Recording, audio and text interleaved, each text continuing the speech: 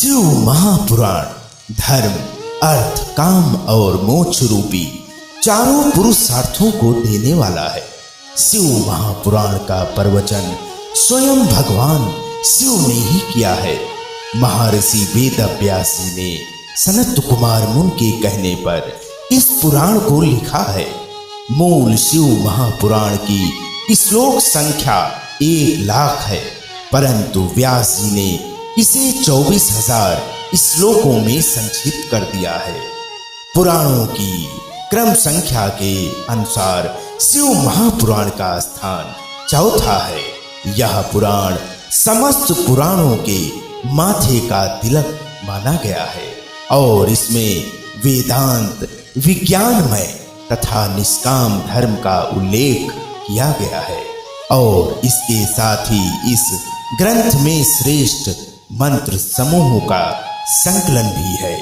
जो बड़े आदर से इसे पढ़ता और सुनता है वह भगवान शिव का प्रिय होकर परम गति को प्राप्त करता है। शिव का अर्थ है कल्याण।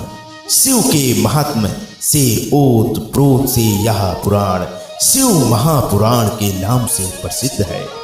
भगवान शिव पापों का नाश करने वाले देव हैं तथा बड़े सरल स्वभाव के हैं और इनका एक नाम भोला भी है। अपने नाम के अनुसार ही बड़े भोले भाले एवं शीघ्र ही प्रसन्न होकर भक्तों को मनवांछित फल देने वाले हैं। 18 पुराणों में कहीं शिव पुराण तो कहीं वायु पुराण का वर्णन आता है। शिव पुराण का संबंध शैव मत से है। इस पुराण में प्रमुख रूप से शिव भक्ति और शिव महिमा का प्रचार प्रसार किया गया है।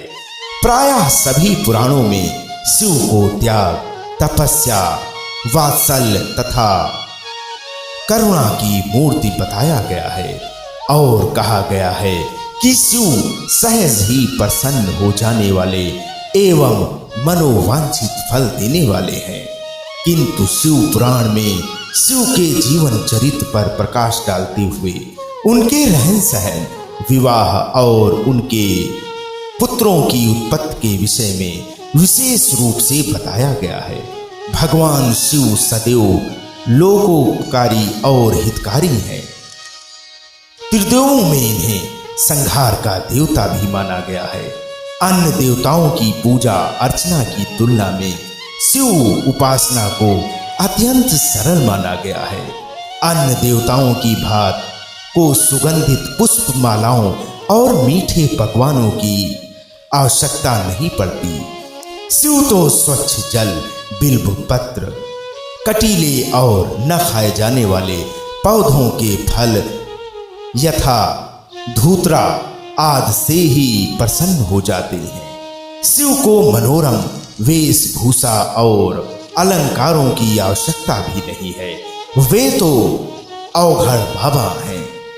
जटाजूटधारी, गले में लिपटे नाग और रुद्राक्ष की मालाएं, शरीर पर बागंबर, चिता की भस्म लगाए एवं हाथ में त्रिशूल पकड़े हुए वे सारे विश्व को अपनी पदचाप तथा डमरू की कर्णभेदी धुन से नचाते रहते हैं और इसीलिए उन्हें नटराज की संज्ञा भी दी गई है। उनकी वेशभूषा से जीवन और मृत्यु का बोध होता है।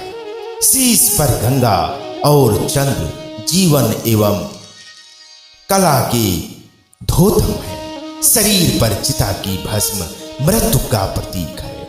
यह जीवन गंगा की धारा की भांति चलते हुए अंत में मृत्यु सागर में लीन हो जाता है।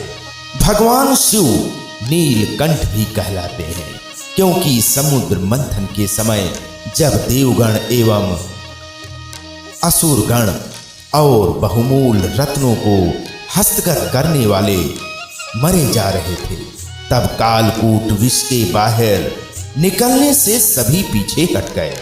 उसे ग्रहण करने के लिए कोई तैयार नहीं हुआ।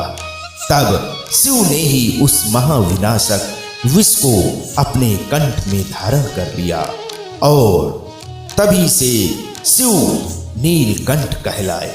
क्योंकि विष के प्रभाव से उनका कंठ नीला पड़ गया था।